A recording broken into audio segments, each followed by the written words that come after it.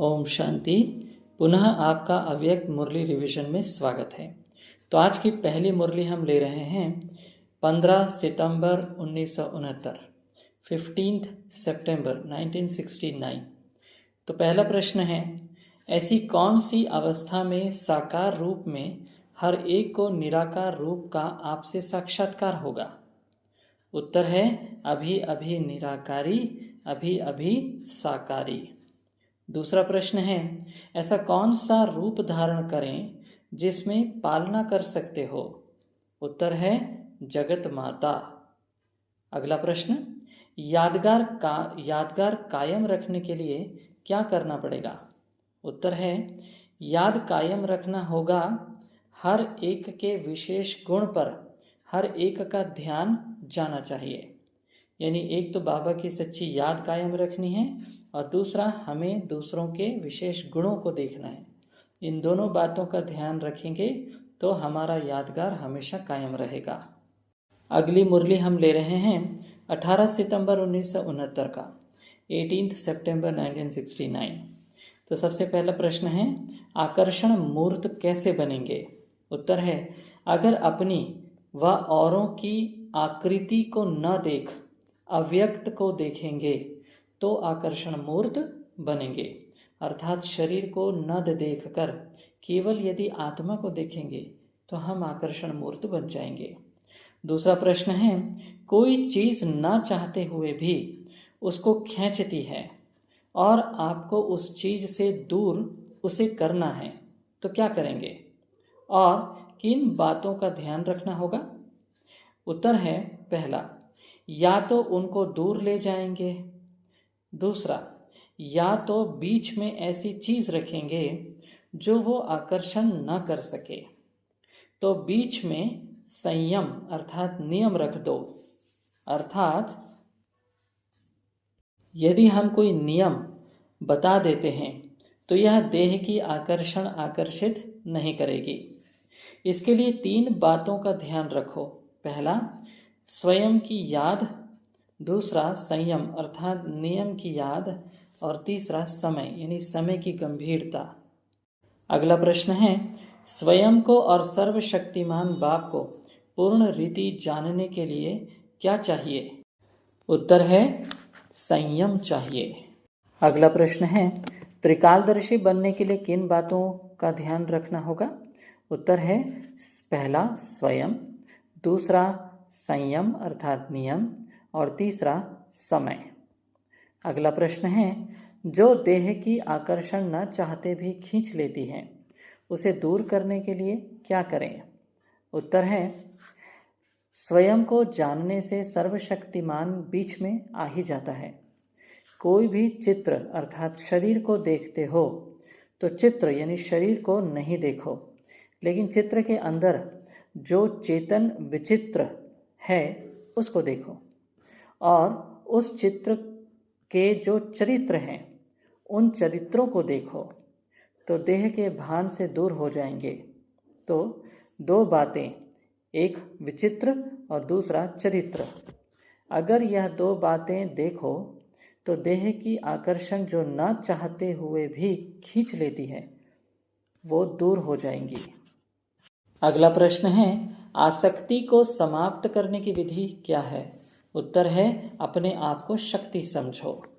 अगला प्रश्न है, शुरू में माताओं का वायदा क्या था? उत्तर है मैं तेरी तो सब कुछ तेरा। जो कहोगे वो करेंगे, जो खिलाएंगे जहाँ बिठाएंगे वहाँ बैठेंगे। अगला प्रश्न, सरेंडर का मतलब क्या होता है? उत्तर है मेरा कुछ रहा ही नहीं, तन मन धन सब कुछ अर्पण। जब मन अर्पण कर दिया तो उस मन में अपने अनुसार संकल्प उठा ही कैसे सकते हैं, तन से विक्रम कर ही कैसे सकते हैं और धन को भी विकल्प अथवा व्यर्थ कार्यों में लगा ही कैसे सकते हो। अब हम अगली मुरली ले रहे हैं 28 सितंबर 1969 यानी 28 सितंबर 1969। तो पहला प्रश्न जो एक खालिस्तान जैसा है, ऐसी पॉइंट बताइए जो विघ्नों को 1 सेकंड में खत्म कर दे? उत्तर है कहना अर्थात करना। कथनी, करनी और रहनी तीनों एक हो। अगला प्रश्न है कर्मातीत अवस्था में जल्दी जल्दी पहुंचने का तरीका क्या है? उत्तर है कथनी, करनी और रहनी तीनों एक हो। अगला प्रश्न है उल्हना खत्म हो जाए तो फिर आप क्या बन जाएंगे? उत्तर है अल्लाह अर्थात ऊंच बन जाएंगे। जितना अल्लाह बनेंगे तो फिर न चाहते हुए नाम वाला हो जाएगा। अगला प्रश्न है इस ब्राह्मण परिवार में सबसे खौफनाक नुकसानकारक कौन है? उत्तर है जो अंदर एक और बाहर से दूसरा रूप रखता है। वो पर निंदक से भी जास्ती खौफनाक है, क्योंकि वो कोई के नज़दीक नहीं आ सकता, स्नेही नहीं बन सकता। उनसे सब दूर रहने की कोशिश करेंगे। अगला प्रश्न है सफाई और सच्चाई किस बात में चाहिए? उत्तर है सच्चाई जो करे वही वर्णन करे, जो सोचे वही वर्णन करे, बनावटी रूप नहीं, मनसा वाचा कर्मणा तीनों रूप में चाहिए। अगर मन में कोई संकल्प उत्पन्न होता है तो उसमें भी सच्चाई चाहिए और सफाई। अंदर में कोई भी विक्रम का किचड़ा ना हो, कोई भाव स्वभाव पुराने संस्कारों का भी किचड़ा ना हो। अगला प्रश्न है जो सच्चा होता है उनकी परख क्या होती है? उत्तर है जो सच्चा होगा वह सबका प्रिय होगा। उसमें भी सबसे पहले तो वह प्रभु प्रिय होगा, फिर दैवीय परिवार का प्रिय होगा। उनकी नज़र वाणी में, उनके कर्म में ऐसी परिपक्वता होगी जो कभी भी न खुद ही डगमग होगा न ही दूसरों को करेगा। जो सच्चा होगा वो कितना भी दूर हो लेकिन बाप दादा के नज़दीक होगा। अगला प्रश्न है सफाई का सबूत किस में दिखता है? उत्तर है चलन में दिखता है। सिर्फ समझना ही नहीं है लेकिन कर्म में करके दिखाना है। जो कर्म हो वो भी दूसरों के सर्विस के निमित्त हो। अगला प्रश्न है निश्चय बुद्धि का अर्थ क्या है?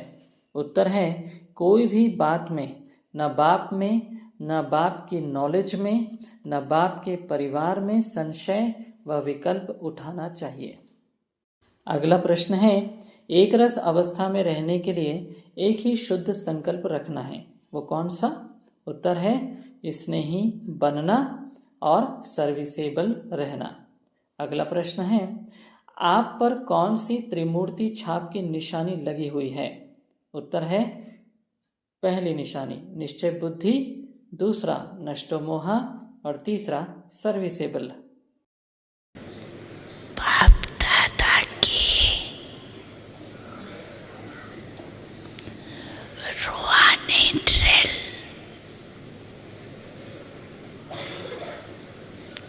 याद है ना?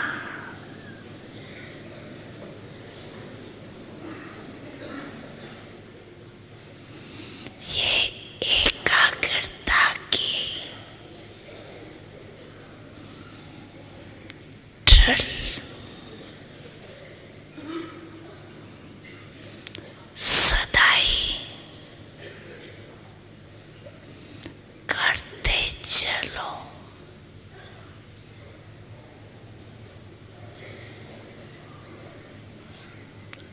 अभी एक सेकंड में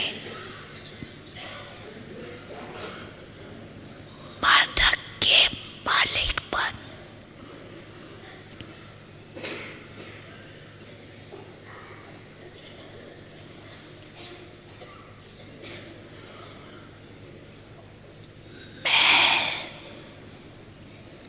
और मेरा बाबा संसार है।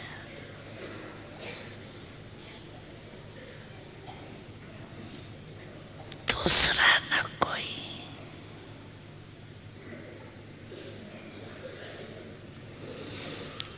इससे एकाग्र स्मृति में